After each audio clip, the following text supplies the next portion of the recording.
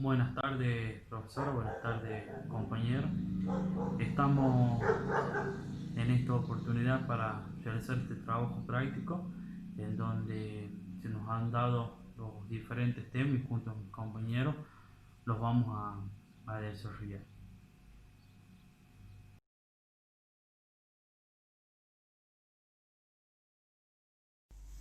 Las funciones de la enseñante se dividen en dos partes, en gestionar la clase y generar situaciones de aprendizaje.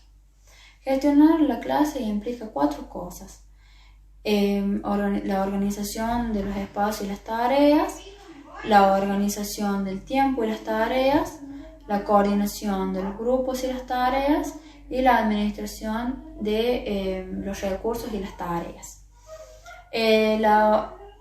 La organización de los espacios y las tareas va más allá de organizar el lugar, el objeto y las actividades, sino que se debe tener en cuenta las posibilidades de circulación del encuentro, en el que fluya la comunicación con el otro. Por ejemplo, las actividades, organizar actividades en otros ámbitos fuera del aula, como por ejemplo en la biblioteca. La organización del tiempo y las tareas implica tener en cuenta otros factores internos que no pueden ser regulados externamente por los calendarios y los horarios académicos fijos, ya que no todo lo que se da en las aulas, ni las actividades, ni la forma de enseñanza de los alumnos requiere la misma cantidad de tiempo. Por eso es necesario priorizar las actividades más importantes y dejar de lado aquellas que son menos significativas. Por ejemplo, el docente debe tener un equilibrio debe mantener un equilibrio entre el tiempo que se destina a las actividades y los tiempos dedicados a la participación de los alumnos. La coordinación de los grupos y las tareas, el papel que cumple el profesor en este grupo es el del mediador de la enseñanza y el aprendizaje. Pero para que esta mediación se lleve a cabo, se debe organizar grupos colaborativos de aprendizaje. Para eso se debe apoyar un objetivo común, tener en cuenta el ambiente social y cultural de los alumnos, proponer un plan de trabajo claro, evitar grupos estáticos, es decir, que no siempre tener los mismos grupos, sino irlos cambiando y tener un seguimiento individual dentro del grupo. Y por último, la administración de los recursos y las tareas. Los recursos a utilizar son organizados por los profesores, que son los que seleccionan los recursos apropiados o adecuados para los contenidos que se van a enseñar y para el desarrollo de las actividades. Por ejemplo, los recursos audiovisuales ayudan a comprender las tareas porque a pesar de tener imágenes también contienen sonidos y movimientos. Las funciones de la enseñante incluyen además generar situaciones de aprendizaje mediante el uso de distintas estrategias, procedimientos y técnicas de enseñanza. Las técnicas y procedimientos constituyen los instrumentos básicos para la dirección de la clase y el aprendizaje. Por ejemplo, las exposiciones, la fórmula de preguntas, las discusiones grupales, etc. Las estrategias y modelos se diferencian de las teorías y procedimientos porque son productos de orientaciones pedagógicas definidas y se fundamentan en ciertas teorías. Por ejemplo, enseñar desde una perspectiva constructivista. La función principal del docente es formar un un ambiente adecuado para facilitar, los distintos tipos de aprendizaje y que existan formas generales para promoverlos.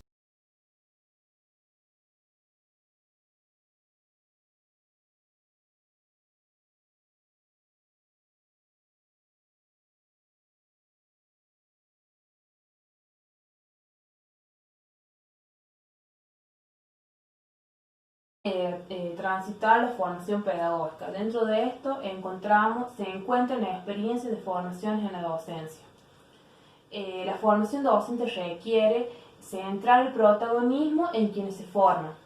Es necesario abordar dicha formación como un complejo que entraña una interacción entre el que se forma, el formador, su objeto de estudio y su ámbito de trabajo. Baillet define la formación en 3 sentidos. El primer sentido la asocia con la formación del espíritu. El segundo sentido se asocia desde el siglo XIX a la práctica, la formación de obreros, de oficios y de profesiones. Y luego tenemos el tercer sentido que se asocia a la formación a través de la experiencia de vida. Luego tenemos que Sauto focaliza el proceso de formación en la transformación, que se opera tanto en el formador como en el formado. Y si bien reconoce la necesidad de transmitir contenidos, resalta la necesidad de desarrollar capacidades en los docentes para el ejercicio de su profesión. Bien, luego tenemos los procesos de la formación docente de profesionales, desarrollados hoy en día en las instituciones universitarias. Son diversos en su finalidad, en contenidos y alcances. Dentro de esto, de las universidades, encontramos diferentes modelos de formación pedagógica. Y de todos ellos tienen en común que la formación es servicio. Esto quiere decir que la mayoría de estos ámbitos, los profesionales ya... Bien, bueno, ahora voy a hablar de los problemas y dilemas de la formación docente de profesionales. Sabela propone algunos dilemas que la formación docente debe enfrentar. Entre ellos se encuentran entre una formación que dé respuestas al desarrollo personal o una formación que trata de resolver las necesidades de la institución. Luego, también tenemos que entre una formación generalista y del tipo pedagógico o una más específica vinculada al área de conocimiento propio de la disciplina que el docente enseñará. Bueno, luego destaqué algunos de los problemas que aparecen a la hora de encarar una formación docente. Entre ellos se encuentran las dificultades al desconocimiento acerca de las necesidades de una formación pedagógica para enseñar en su disciplina. Otra es la valoración negativa sobre la formación docente sistemática. Luego tenemos que también el desdén por el valor de la planificación y la reflexión sobre la enseñanza. También tenemos las miradas prejuiciosas, estereotipadas, entre otros. Finalizado el tema, voy a hablar de los modos de organizar la profesión docente. Bueno, Foucault entiende el dispositivo como una red que vincula un conjunto de elementos heterogéneos con un carácter estratégico. Es un conjunto de relaciones de poder y de saber. Es decir, el dispositivo se define no solo por los elementos, discursos, instituciones, sino también por la red que se establece entre ellos. Bien, cuando se refiere especialmente al campo de la formación, expresa que el dispositivo pedagógico es un conjunto de reglas creadas para la apropiación de otros discursos, para distribuirlos, recontextualizarlos y evaluarlos.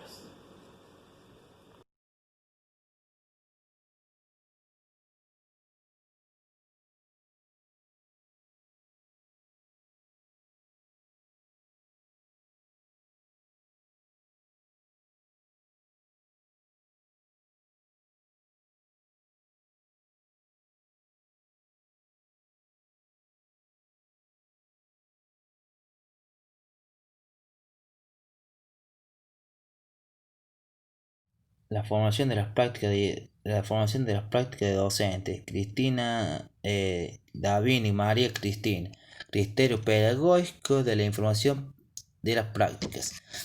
Poner en tensión las teorías y las prácticas. Las teorías nos ofrecen marcos conceptuales para el análisis de las prácticas, pero no bastante porque se han elaborado en ciertos contextos culturales, requieren ser cuestionados y reflexionados.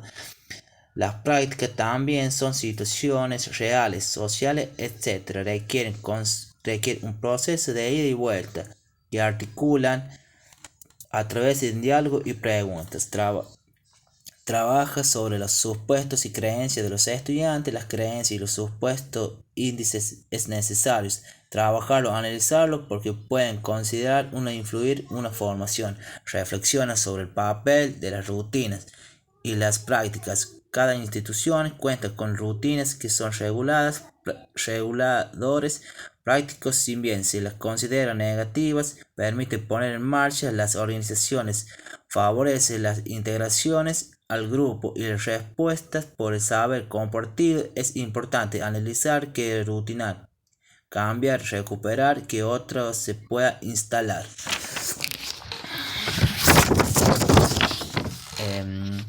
Favorece constantemente en el pensamiento, en la acción. Es importante la formación centrada en el saber, pero más importante aún es formar un docente que puede pensar sobre lo que hace con juicio propio. Eso le permite ejercer un control relacionado de la situación que vive y define con claridad los fines y los medios, integran los individuales o los grupales.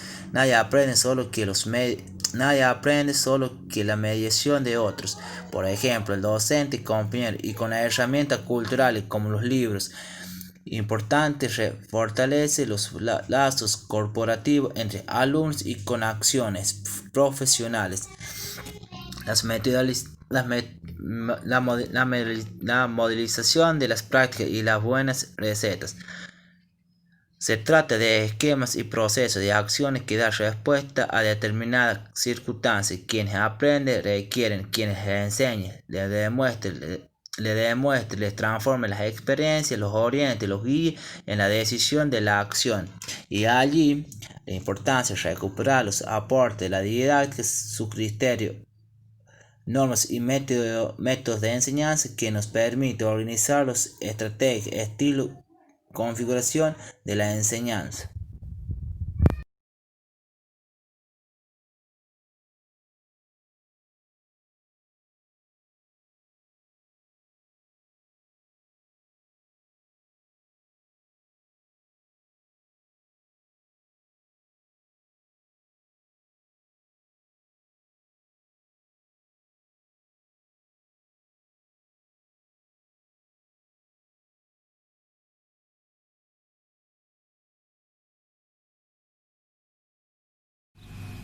Dentro de la organización docente, propiamente dicho, nos encontramos con el sujeto de la práctica, aquella formación del sujeto, aquella formación del docente, en este caso del practicante, como se lo denomina. Esta persona es denominada no docente todavía por el proceso que está atravesando. Pero más allá de esto, este sujeto de la práctica siempre se pregunta o nos preguntamos nosotros qué rol podemos llegar a cumplir dentro de un establecimiento educativo, qué normas nos pueden llegar a establecer, qué significa en sí ser un practicante, ser un personal no docente. Para esto nosotros vamos a optar las teorías de tres pensadores, de Davini, de Edelstein y de Anijovic, en donde prácticamente de todos vamos a hacer un pequeño proceso para explicar en sí qué nos denominan estos autores sobre esta rutina escolar que tiene esta persona no docente. Esta persona no docente, por ende, es el proceso en el cual nosotros estamos atravesando y en el cual de acá a los próximos años venideros vamos a tener este proceso.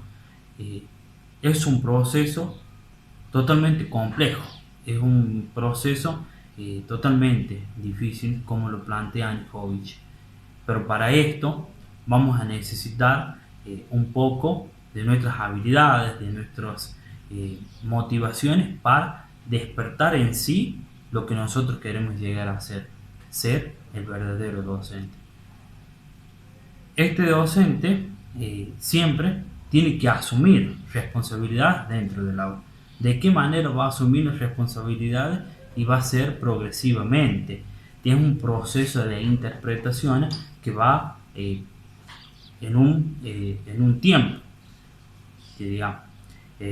No es un proceso fácil donde va a atravesar, y siempre se va a dar con distintas incertidumbres, distintos problemas, como les planteaban los compañeros, dentro de este ámbito de la docencia. Podemos encontrar distintos tipos de niveles en donde nos vamos a enfrentar. Nos podemos enfrentar con un nivel primario, con un nivel medio, con un nivel terciario. Son totalmente diferentes, y es ahí donde nosotros tenemos que optar por ver qué metodologías, estrategias o herramientas vamos a usar para poder despertar ese interés de este alumno. Una vez que nosotros captemos el interés del alumno, nosotros vamos a crear una relación. Esta relación, ¿de qué manera se va a dar? A través de una relación dialéctica.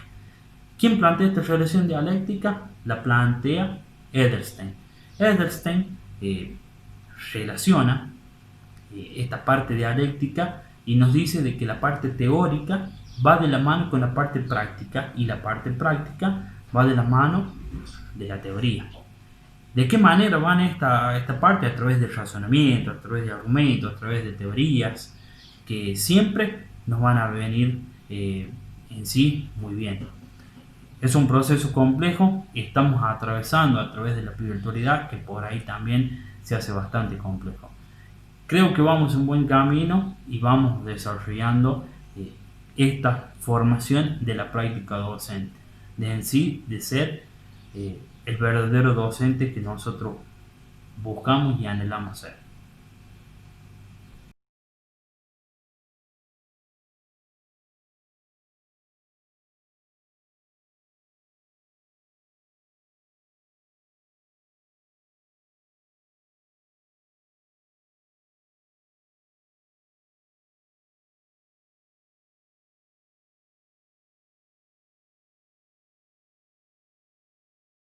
Bueno, con respecto a las concepciones y requisitos de los docentes de la actualidad, es importante resaltar las escuelas de hoy. Lo que buscan en realidad las escuelas de hoy es que los alumnos puedan adquirir competencias, capacidades, y que sean capaces en un futuro de poder aplicar en la práctica de la realidad estas competencias. El docente debe ser, por lo tanto, un guía en este proceso. Si bien sabemos que las escuelas, la educación misma, han atravesado diversas transformaciones en sus planes, en sus reformas, pero siempre buscan adecuarse a toda esta sociedad nueva de conocimientos. Por otro lado, el perfil del docente tradicional es muy importante en este ámbito. ¿Por qué? Porque más allá de que siempre esté el constructivismo y las ganas de que las actividades siempre sean desde este lado, desde esta metodología, siempre hay un momento tradicional o conductista que el docente, por alguna cuestión u otra, termina realizando, ¿sí? Lo importante es poder desenvolverse, de poder justamente ayudar a sus alumnos en este proceso, y que puedan adquirir estos conocimientos, que puedan adquirir competencias, de que haya también grupalidad, o sea, de que puedan compartir las opiniones y puedan construir los conocimientos. Por otro lado, en cuanto a los requisitos que debe cumplir el docente, son los mismos. El docente debe prepararse para pertenecer a una sociedad del conocimiento. ¿Qué quiere decir esto? Tiene que ver mucho con el material conceptual que va a manejar el docente dentro del aula. Desarrollar competencias con sus estudiantes para ampliar las clases, ¿sí? Lo mismo que expresé, o sea, las competencias deben adquirirse de alguna manera u otra. Todos los alumnos, por supuesto, tienen competencias diferentes y capacidades diferentes. Lo que debe ser capaz el docente es de acompañar a cada uno de sus alumnos. Debe lograr cambios y crear ambientes aprendizaje significativo, una vez más entra el constructivismo, ¿sí? Lograr estos aprendizajes significativos, es decir, que el alumno haya comprendido perfectamente la teoría. Debe desarrollar una actualización constante, el trabajo colaborativo entre pares y la práctica docente. Es importante también cuando el docente realiza proyectos tener el apoyo de sus colegas, ¿sí? De otros profesores, como si también directivos, administrativos, y que sea aún más rico este ambiente de aprendizaje y de enseñanza. El docente, además en la práctica diaria, debe de implementar estrategias con actividades que llevan a resolver y a afrontar los problemas reales, ¿sí? Siempre es importante tener un plan B. Siempre en la práctica hablamos de esto. No siempre todo funciona, no siempre todo sale como se reflejan las planificaciones. Por eso que siempre debe tener un plan extra, estrategias extras, también técnicas para poder desarrollarse mejor en la clase. Debe estar actualizándose todos los días en todos los ámbitos. Debe tener la capacidad para realizar cambios acorde a las nuevas reformas y acuerdos y debe usar materiales educativos para fortalecer en la enseñanza y aprendizaje como son las TIC. Hoy, la actualidad que nos trae esta nueva digitalidad, es importante que siempre el docente pueda estar en constante actualización con respecto a esto, ¿sí? Más que nada cuando estamos hablando de adolescentes, en este caso de una educación secundaria, en donde están constantemente con el celular. Es importante implementar estrategias que al mismo tiempo que pueden llegar a ser innovadoras, sean también educativas. Como conclusión final, es importante que el docente pueda trascender la vida áulica. ¿Qué quiere decir esto? Que al brindar herramientas, les permita a los alumnos en un futuro desenvolverse, ¿sí? Que esto realmente no quede en una teoría, que no quede en un trabajo práctico, sino que les sirva para su futuro, que les sirva para poder aportar más adelante también con su profesión a la sociedad. Es por eso que es muy importante el trabajo del docente y que esté en permanente actualización, de que también pueda trabajar en equipo, es sumamente importante. Y los proyectos, junto con otros profesores, también siempre fortalecen, en este caso, a la vida áulica. Y el hecho de que el profesor no tome al grupo general y que los objetivos sean generales para todos, sin fijar o sin siquiera detenerse en algún momento a ver si realmente se están cumpliendo o no. Debe estar atento en este sentido y debe de poder adecuarse a todos los alumnos y los alumnos al profesor.